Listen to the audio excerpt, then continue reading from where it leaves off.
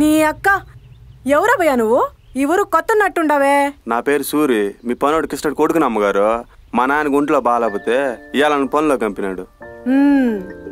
నాయాలా ఇయ్యాలే కాదు గాని రోజు నువ్వేరా పనిలోకి. మీ నాయన్ని ఇంకా ఇంటికాడే ఉండమను, పనిలోకి రావల్లా. సరే అమ్మగారు.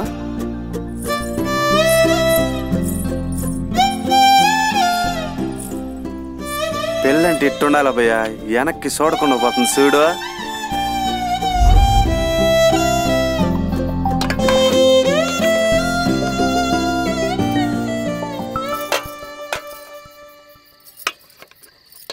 ఏమోయ్ ఏందయ్యా? బిడ్డ కడుపు నిండా కూడేట్టువే. నేను పెడతాలే గాని నువ్వు తిను. నువ్వు పట్టరా నాయనా.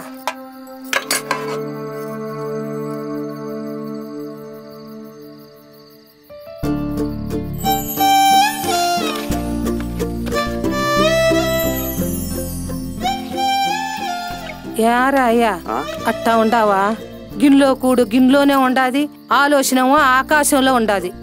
ఏమో రెడ్డేమో దగ్గర నేను చూసినానే. ఏంద్రా ఏమందమే? ఒరే నాయనా, ఆమె పేరు రెడ్డమ్మ కాదురా, లక్ష్మి. వాళ్ళ మేనత్త పేరు రెడ్డమ్మ అయితే అందరూ ముద్దుగా అట్టా పిలుచుకుంటున్నారా. గొప్పింటికి అల్లుడు అవ్వాలంటే గొప్పోడై ఉండాలా. తిని పడుకోరా అయ్యా. లక్ష్మి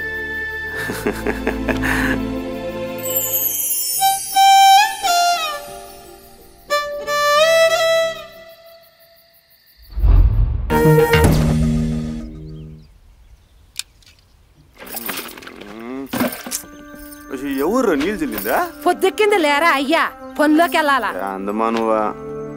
ఓ రెడమ్మా బడవా, ఇదంతా కళ.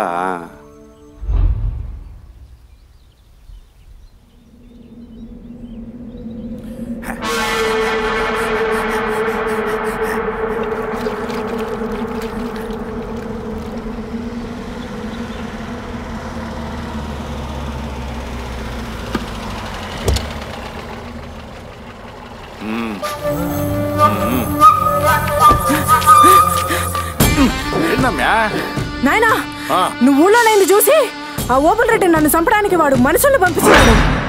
ఆ టైంకి మనకి ఇష్టడు కొడుకు వచ్చి కాపాడినాడు కాబట్టి సరిపోయా.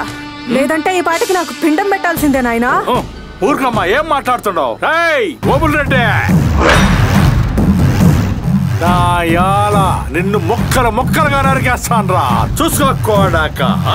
పదమే.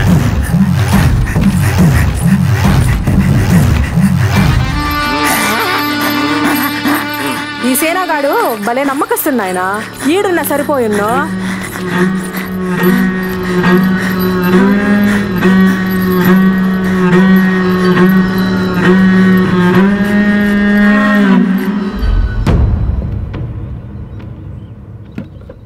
పొగులేమో ఆకు వక్కేసుకుంటావు, రాత్రి అయితే నాతో పక్కేసుకుంటావు. నా కొడుకుని చంపిన దాన్ని చంపిరారా అంటే తీరిగ్గా కూసుని తీపికిళ్ళి తింటుండవు. నీ అక్క నిన్ను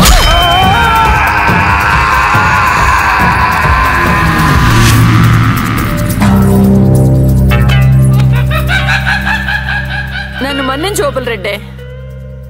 జీవితాంతం దండం పెట్టాల్సిన చేతులతోనే నీకు పెండం పెట్టాలని నిర్ణయం తీసేసుకున్నాను అబ్బయ్య.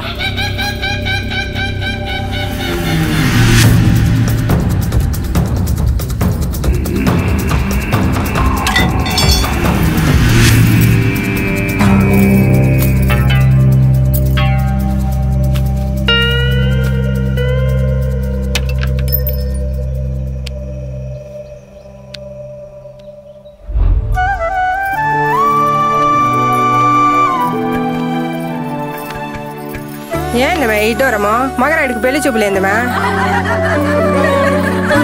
ఒసేయ్